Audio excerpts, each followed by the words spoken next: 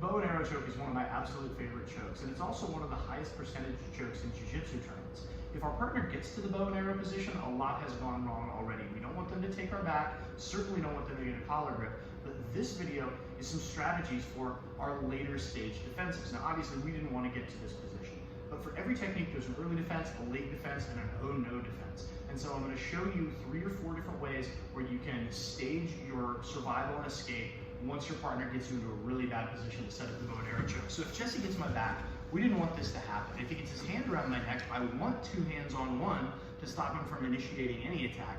But if he gets that grip, a lot has gone wrong for me already, right?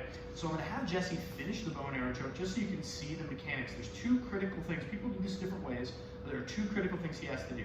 He has to get his body perpendicular to mine and get grips. So if he grabs my pants, moves his body off, and gets this leg typically over my shoulder, very powerful, and you can see he didn't even really have to extend his legs to finish. The choke is that powerful if he gets it off on the, if he gets off to the side like that. So the early defense, well, we're already in the late stage. One of the first things we want to do is answer the phone. If I can't stop him from getting this grip, what I want to do is get my hand inside and put it against my ear like I'm answering the phone. I'm going to make my chest concave and slide inside. This isn't going to get me out, although it is going to stop his advance. But now if he tries to choke me, it's going to be very, very difficult, right? I'm cutting off his access to my neck. One of the ways that I like to do this, I call it creepy old man chest, because if we turn to the side, there's not a lot of space here, right? And if I do nothing, he's just going to choke me. So what I'm going to do is make my chest sunk in, which creates space. My hand comes in to answer the phone. Now obviously this is a later stage, right? We want to intercept his grip before it happens. But if we can't, then we want to get our grip in and answer the phone. This defense also, of course, works against other collar chokes, like the sliding collar choke. A lot of times, folks, again, we want to get there earlier than we do here. Second stage of defense. If Jesse starts to go, I'm in big trouble. And I know what he wants is get that leg up over, and so I'm going to reach for the ceiling. And now not only have I stopped him from choking me, because go ahead and try and choke me, it's going to be hard.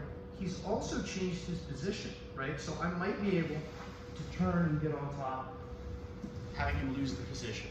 There's a lot of different ways to escape, but one of the most tried and true is usually when your opponent goes for an attack, that will create some space and an opportunity for you to escape. 2 more late stage defenses.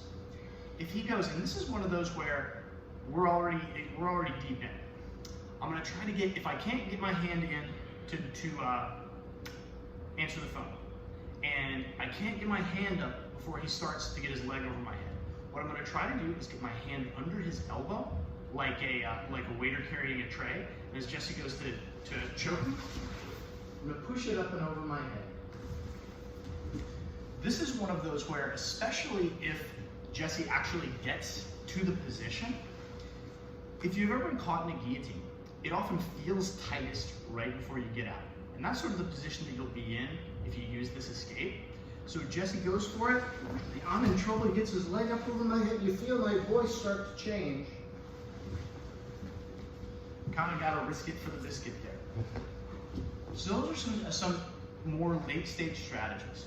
Last one, and this is where if I get here and I know he's going to go, but I feel like his leg's going to just snap up there, I'm going to focus on the grip.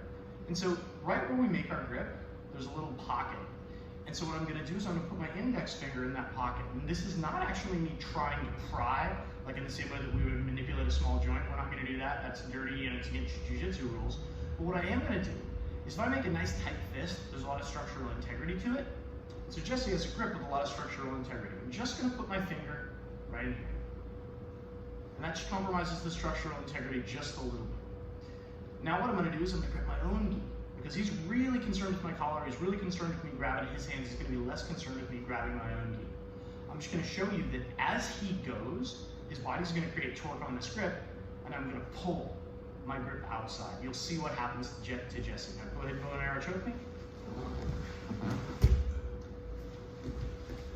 Go ahead and do it and get your leg up over my shoulder. So I'm just going to have my knuckle, my finger right in between his knuckles. I'm in real trouble, right? All right? Very difficult for him to maintain his grip. Now, I'm not suggesting that you view this as your first option. If we've gotten to that stage, we have messed up many, many times along the way, or he's done many good things along the way.